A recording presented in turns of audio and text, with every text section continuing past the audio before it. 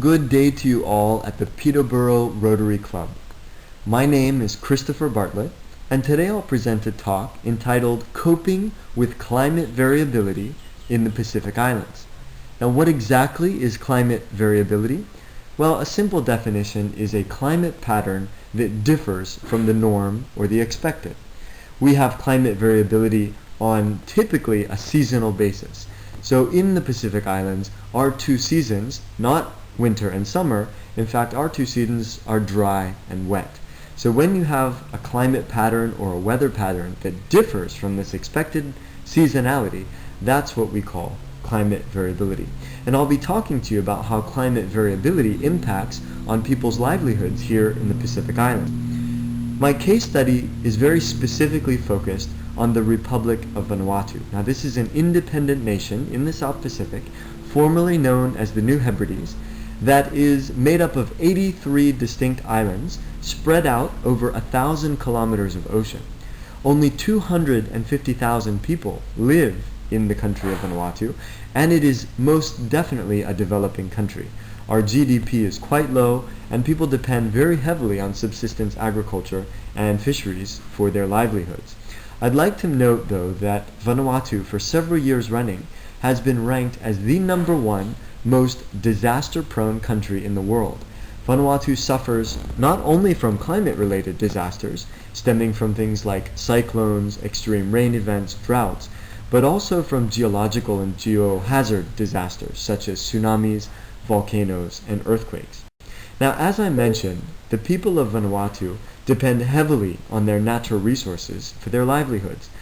Almost all families have a subsistence garden in which they grow basic staple crops to feed their family. In addition, most individuals use marine resources as a supplement to diet, but also as a way to generate income for basic expenses like school fees, clothes, and other things that are useful on the islands. Some expenses are non-existent. Most islands do not have running water or electricity. We use rainwater, and we use kerosene lights or even solar power. But certainly there are needs for money and other economic investments on the islands. One of the most severe impacts of climate variability happens in the agricultural sector. Every family has a garden which is critical for feeding the family as well as earning a bit of cash income. Now, some of the impacts of climate variability on agriculture have to do with rainfall. We have a typical wet season and we have a typical dry season. Throughout the year, however, rainfall is expected and is normal. When rains don't come, very quickly crops in the garden dry up. The leaves that are used for traditional baking practices die out and are withered, and there's an instantaneous and quite severe impact on community relations, custom ceremonies that require certain foods, women who are preparing for their children to go to school and pay school fees. All of these livelihood activities can be disturbed when there's a climate variability event. El Nino is probably the greatest source of climate variability in Vanuatu, and it has major impacts on the livelihoods of the people here. Now, most of us in the United States know of El Nino for the impacts it has on the Latin American and western coast of the United States, particularly in terms of rainfall. What happens with El Nino is that warm water from the Pacific Islands actually move towards North America and South America, causing a lot of cloud and a lot of rain. So what you'll hear is the coast of Chile, Ecuador, Peru, they become very rainy. We have mudslides, washouts, road infrastructure being damaged. In Vanuatu, it's exactly the opposite. So all of that warm water that's moved towards North and Central America is now being diverted away from where it should be in the South Pacific. Means we're left with no clouds, no moisture, and it is extremely dry. So during an El Nino, we have up to 60% less rainfall than normal conditions. Also, it gets quite a bit cooler. We can have up to 8 degrees lower average temperature than normal. And the sea level lowers. When all of that warm water moves across, it actually creates a lowering of sea level of up to 1 meter. Now, for those of you who haven't heard, an El Nino is on the way. we expect that a major El Nino is going to strike the globe this year at around August or September. So very, very wet conditions in North, Central, and South America, and very, very dry conditions for us here in the Pacific Islands, particularly in Vanuatu. I'd like to make a note that El Nino is a natural phenomenon.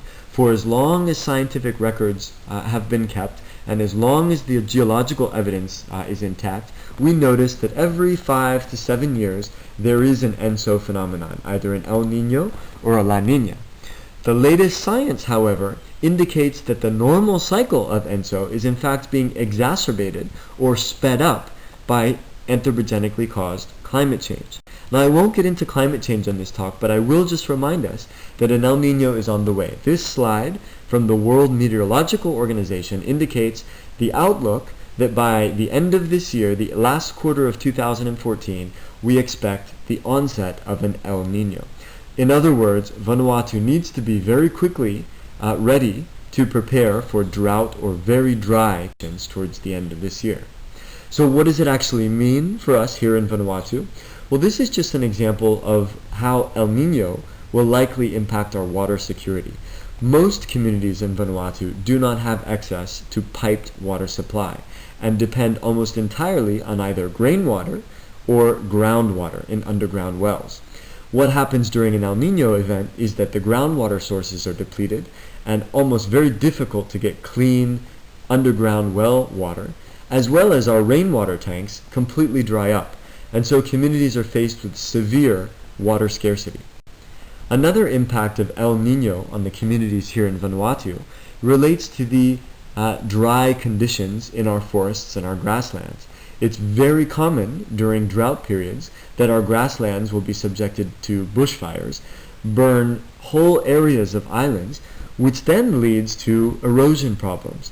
And as you would imagine, when an island is eroding, all of that sediment, all of that soil flows off and smothers our coral reefs. That leads to another problem. It's called coral bleaching, when corals are stressed, and it actually can lead to the death of coral reefs, all because of a climate event like an El Nino or a drought period. Another example of how climate variability affects livelihoods here in Vanuatu is on agriculture.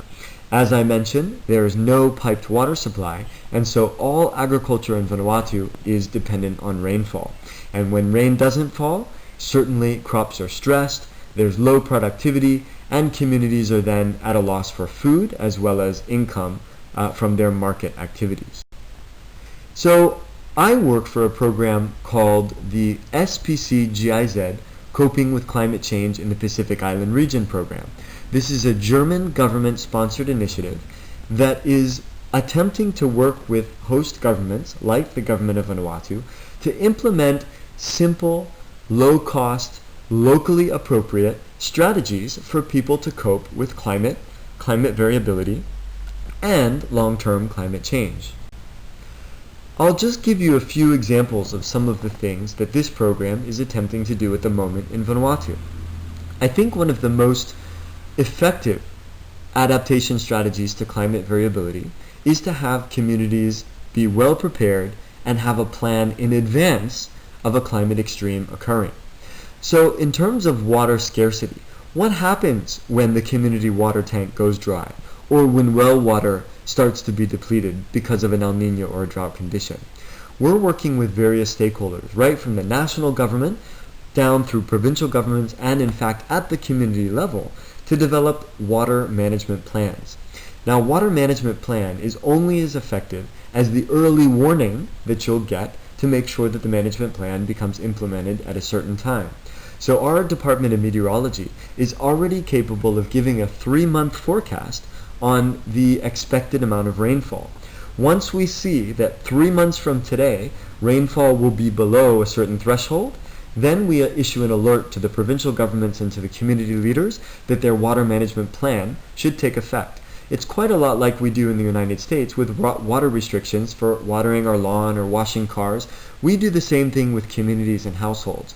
Of course, we don't have cars and we don't have lawns, but certainly we can request that communities or individual households restrict or limit the amount of water that's being used for non-essential items.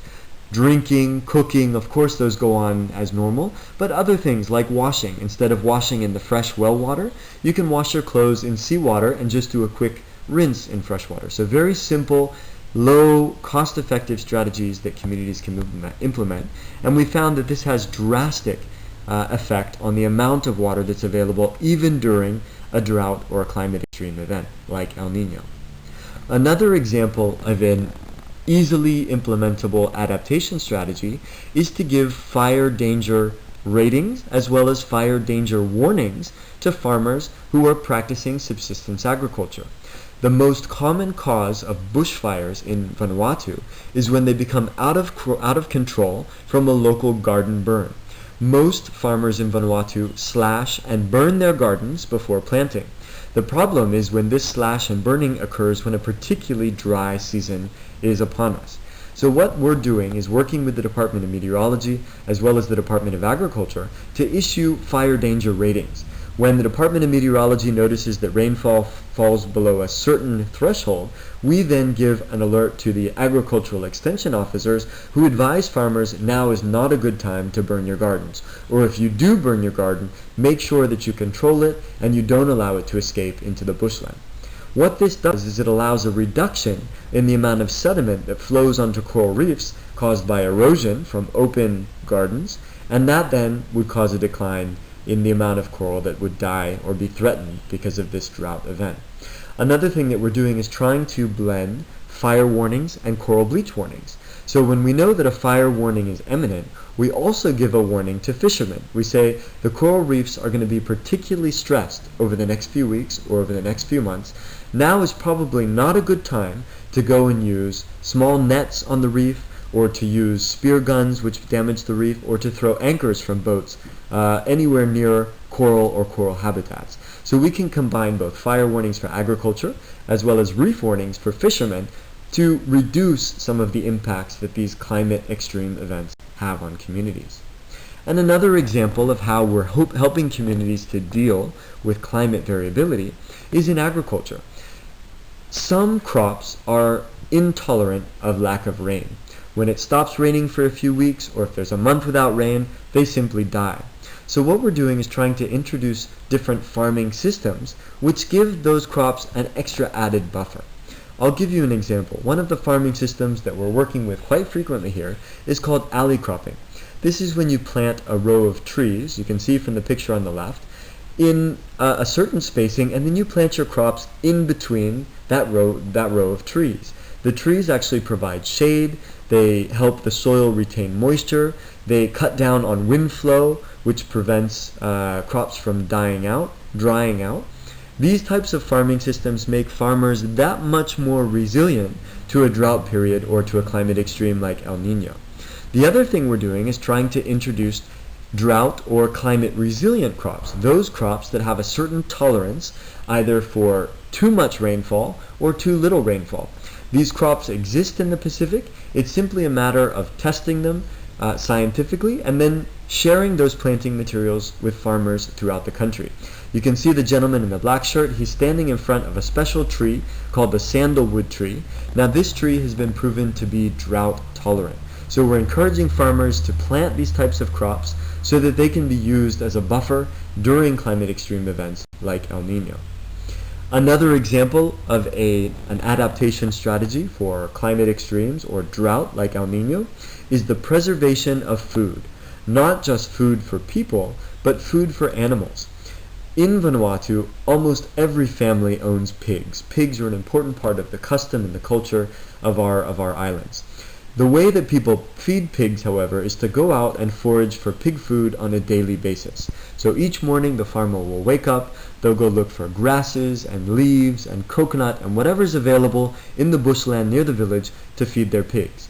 Now that becomes a problem when we have a drought event and all of the grass, all of the leaves, coconuts are dry, nothing becomes available, and so pigs are one of the first animals to suffer from a drought. So what we're doing is working with the Department of Livestock to develop ways that farmers can prepare and store pig food in advance. This example is a farmer preparing what's called pig silage. It's simply leaves and root crops that have been prepared with salt, and other natural preservatives stored in plastic bags, which then can remain for months until the farmer comes across a period where there's no locally available feed that then they can keep their animals alive. So it's a very low cost, simple way that we can cope with climate variability in Vanuatu. Here's another example of ways that people can cope with climate variability through fruit and nut preservation. This is an image of a very simple solar fruit or food dryer. Women will go out and collect whatever fruit is in season, be it mango or papaya or banana, even things like fish and meat. They bring them to the dryer. It takes a day, 2 days to dry. Then they're packaged in plastic and they can remain for months. Now this is very important because without refrigeration, without electricity, there's no way to preserve food. So when a climate event like an El Nino or a drought period comes through, communities immediately have to run to the store and buy imported, unhealthy, unnutritious foods. But by introducing this food dryer technology, communities can very easily sustain themselves during these climate severe periods. So the take-home messages from my talk, first of all, is that climate variability, particularly El Nino, have a major impact on the livelihoods of Pacific Island peoples in terms of water security, water tanks and underground wells going dry, in terms of environmental degradation, and this is through bushfires, as well as erosion onto coral reefs and the death of coral reefs, all the way through to food security. And this has aspects of agriculture, livestock, even human food security because of this climate variability. The second message is that we are expecting an El Nino event to take place in August and September of this year. So right now, we're putting in place emergency early warning measures so that communities can already start to prepare for a drought period that's coming. It's important to know that there are solutions. Our program, the SPC GIZ Climate Program, is working on these low-cost, locally appropriate solutions. We're doing things like water management planning with communities so that they limit or restrict the use of water for non-essential activities. Also working with different departments as well as communities and stakeholders to give fire warnings to farmers as well as coral reef bleaching warnings to fishermen so that they can control or change the activities that they undertake during this particularly climate-sensitive period. We're also working to introduce climate-resilient crops and farming systems to make sure that farmers can still produce during drought periods, as well as looking at food preservation and storage to ensure that despite a drought, there's still food available both for livestock as well as for human consumption. And the final take-home message is that regardless of the causes of climate change, action is urgently needed on adaptation to climate variability. Really, at this point, it doesn't matter what's going to happen 20 or 30 years down the track in Vanuatu. People still need to deal with the climate variability that's occurring today. Climate variability is natural, it's normal. Climate change may exacerbate it, but the take-home message is that today, action needs to happen to deal with things like droughts, floods, and extreme events. So with that, I close my talk. Thank you again to the Peterborough Rotary Club for having me today. Despite being a virtual presentation, I feel like I'm there with you in spirit. I've put my email address up on the screen. If you'd like to contact me to ask any more about our programs in Vanuatu or how climate variability is affecting the livelihoods in the Pacific Islands, I would welcome your comments and your feedback. You can also speak with my grandfather, Shepherd Bartlett. He'd be more than happy to pass on any information or any questions that you have to me. So with that, I wish you all a fantastic day and a great Bula Vinaka from the Pacific Islands. Thank you so much.